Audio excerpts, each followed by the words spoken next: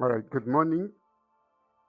So, I would like to take this opportunity to make this presentation so that I can actually explain the task that we've given to all the gatekeepers for the DTRS program. Uh, we really want to focus more on the Battle for Education initiative, and this is actually the task elaboration. Yeah, so this presentation is actually an educational program, and the Center for E-Learning and Information Technology is actually behind this initiative. Of course, we are working with other stakeholders and even other universities. So this presentation is actually made with love by Center for E-Learning. So before I could actually go into the presentation, like seriously go into deep presentation, allow me to just introduce myself. I think I'll start. My name's Lungu Kiobi. I'm the teacher, I'm the author, and the developer. I am the instructor, co-founder and CIO, Center for E-Learning. I'm the co-founder, NCTU University, co-founder, Gender Files, co-founder, Assistants, co-founder, Steps. I'm probably also a facilitator, instructions and curriculum specialist, like seriously developing a curriculum.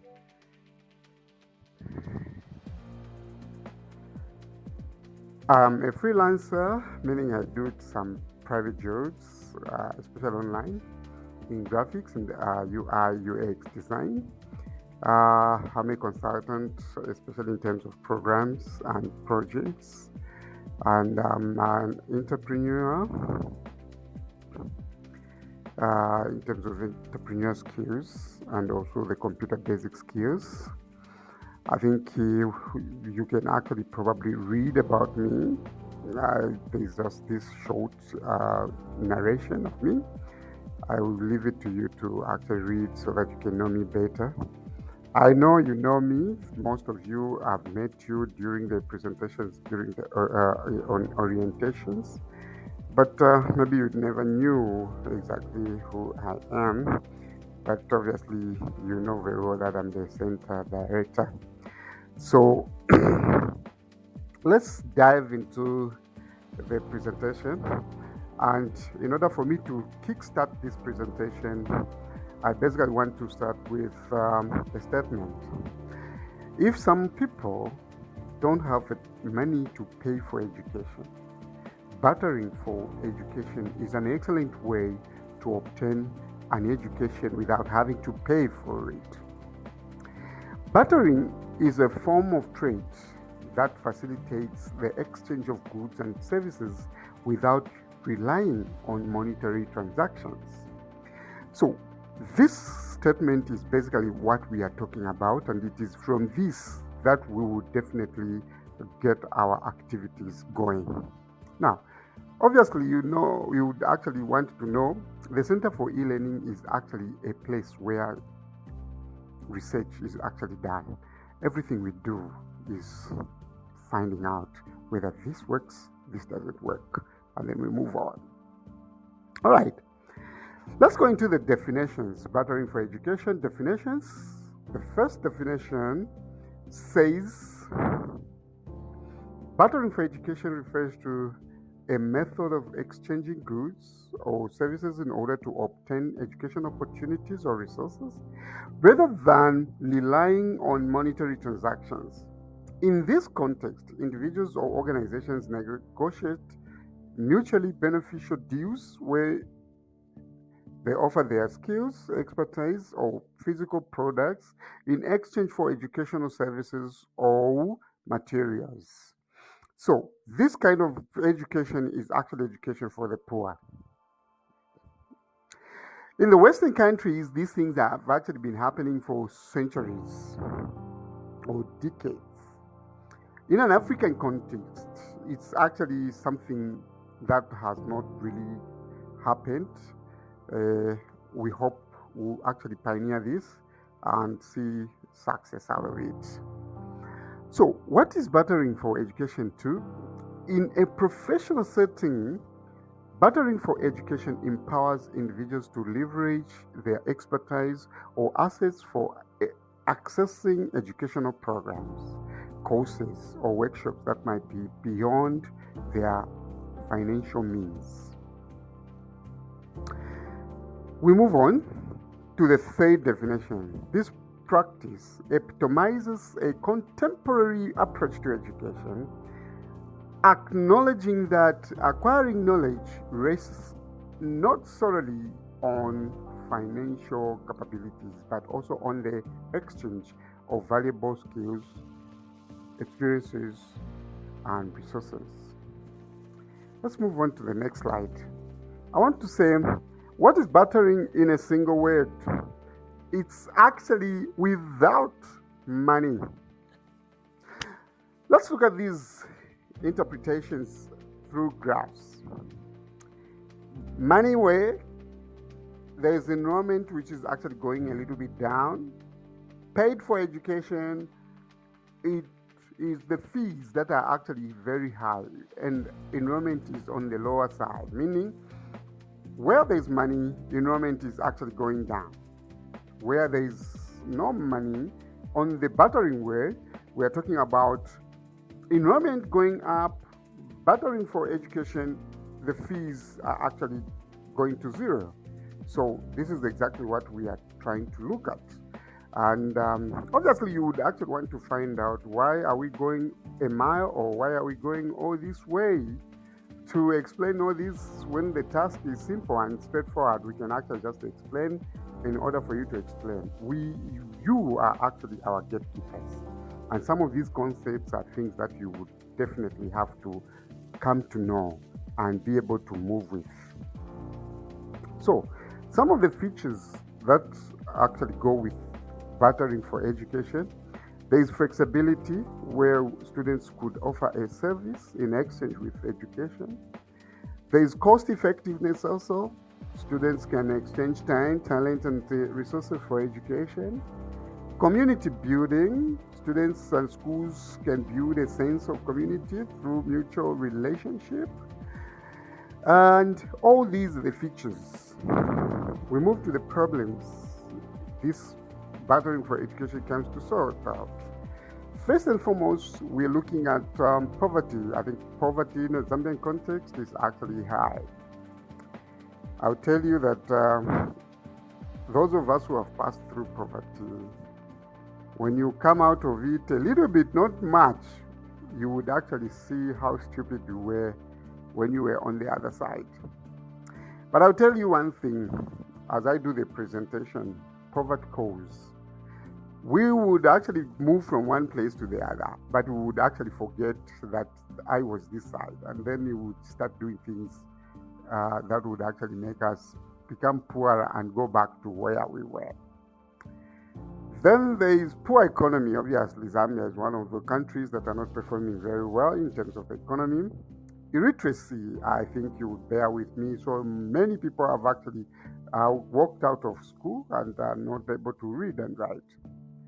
High fees, you would actually agree with me that they are actually exorbitant fees away that side established institutions, especially colleges and universities.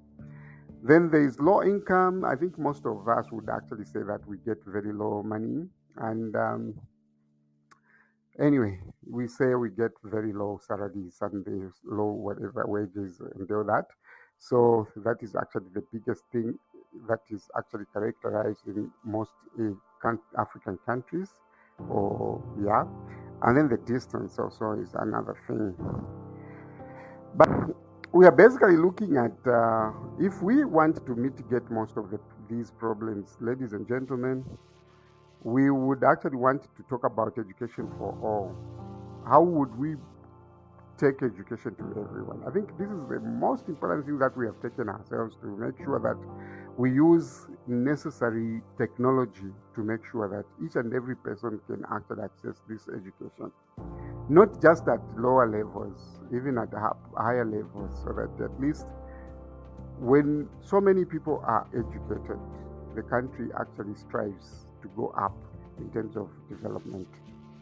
So when we talk of education, I think the numbers of girls or the numbers of women is actually very high. So we need to make sure that they are the ones that benefit more in terms of provision of this education.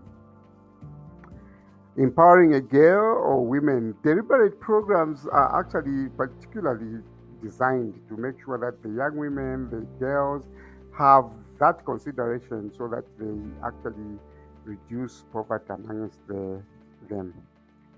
The lowering of fees, obviously, lowering fees has a positive impact on enrollment rates, just like that graph showed, that we can actually go up in terms of enrollment if the school is free. Let's just look at an example. I'm sure I'm talking to people that are educators, and before free education at primary, secondary, we used to have 40, 50 students. I'm told today an average class in grade 6, 7, or 4, 5, or 8, whatever, it's actually 80 to 120. Why? Because higher enrollment, because it's free education. So the parents' worry is just about a uniform and shoes and books. The rest is for the school. So it is straightforward. Prevent child marriages. I think in a rural setting, you'll find that a child or a girl, as well as 14 years, is actually into marriage and taking care of a husband.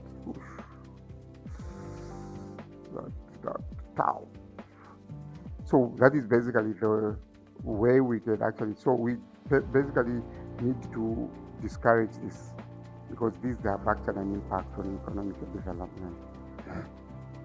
Now, I have just explained the concept and the background of what we would actually want to use as a principle of implementing an activity.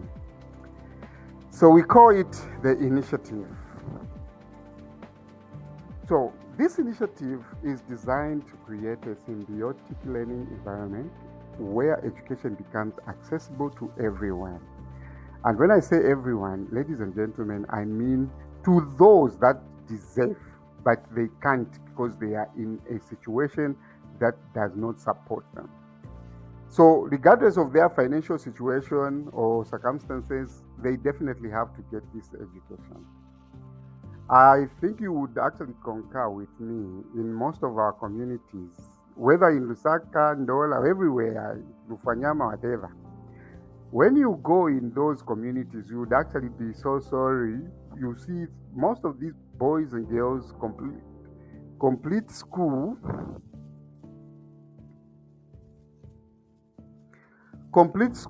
and basically just sit because they have no money to go to any school or college or any university. That is basically what we are talking about. Now, the reason we have, let's just say, the Ministry of Education, through the Office of the Permanent Secretary, Educational Services, had authorized the Center for E-Learning and Information Technology Research to undertake the development and distribution of innovative teaching aid materials for primary and secondary schools across the country. So what this means is that we have an opportunity of doing something.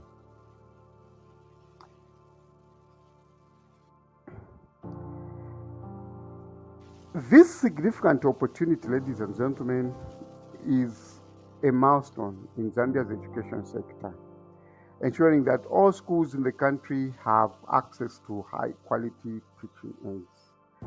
Obviously, I'm talking to gatekeepers who are educators at the same time. I'm sure you would actually agree with me that there has never been or there is nothing going on deliberately where schools receive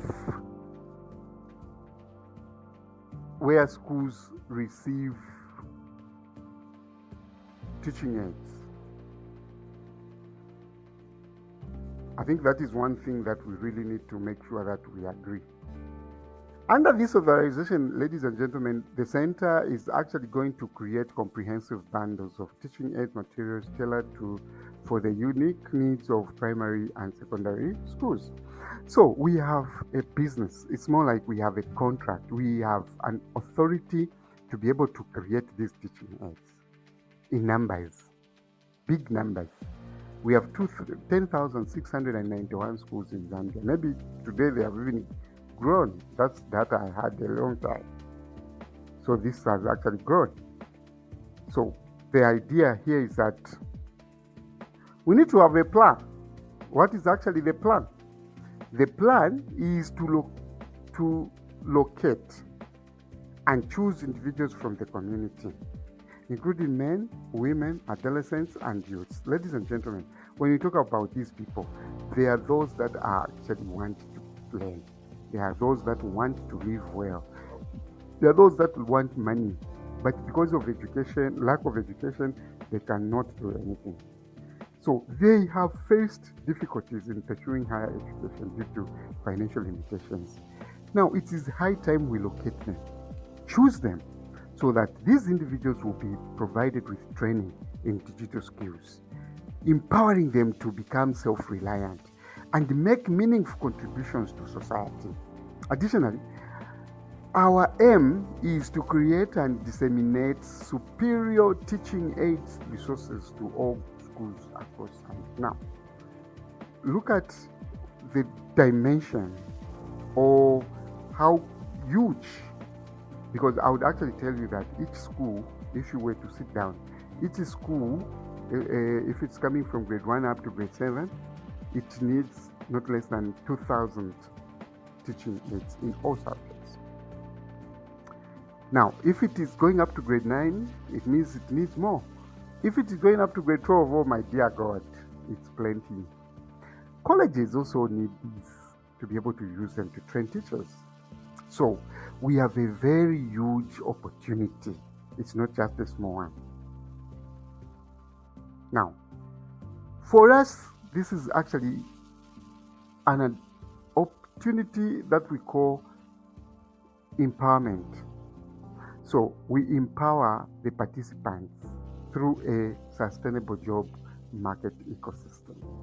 Now, for us, we see a better way of empowering people by creating jobs for them. We firmly believe in breaking the cycle of poverty by providing more than just education. We offer a comprehensive support system that ensures our graduates don't just receive a certificate, but are equipped with the skills, confidence, and resources to thrive in their existing jobs and beyond. So, when we give them this training, we do not throw them in the streets to look for employment. We put them into this particular engagement so that they start designing these teaching aids, they start producing them. So it is actually an ecosystem where someone designs, someone prints, someone packages, someone distributes, someone communicates, someone does the marketing, someone does the selling, someone does the books, someone does all those things. So it's a complete ecosystem that we are actually building through this initiative. So what are these courses that we want to really, so we have 16 certificate courses that we are being provided. Now, each course imparts specific knowledge and skills essential to foster a comprehensive approach towards job creation for future tasks. Participants engage in training programs focused on honing specific skills that significantly contribute to the overall objective. So these are different courses, ladies and gentlemen. So we actually choose who is going to be there, and all those things. We actually institute some kind of a test so that we can tell to say this one can do this one can do that, and all that. Or give them a choice. What would you want to do? Obviously, they should understand. If I do this, when this project ends, I can find my job here. And the other thing is that the skills we are teaching them, they can actually work without necessarily looking for a job. What's the time that we are looking at? It's basically 6 months, starting from January up to June. So this is 6 months of theory and practical work, 6 months of entrepreneurial engagement, 6 months of self-improvement. That is basically what we are talking about. The certification, ladies and gentlemen, we know very well that all this while we have actually been working with Gideon Robert University, but this time around we have our new city technical university in Lusaka that is actually coming up with a vision similar to ours. So certification and graduation, the students under this program will be assessed and certified. Award certificate by the New City Technical University, Lusaka. Probably in the description you check that there is a the website for you to just have a glimpse on what this university is all about. Accredited and recognized by the higher. Now, what we are talking about is that this university is actually in the process of being accredited, and it is being recognized by the Higher Education Authority and also the TVET Act. So all these processes are underway as we are talking about it now. So it is actually going to take a short, I think not even so much, very short time. It is established and working. We have everything in place and things are moving. The mode of learning, how are these people going to learn? First and foremost, I want to say that we are trying to actually lift up the 100% online learning. But for this particular program, we want it to be blended learning or technology mediated instruction.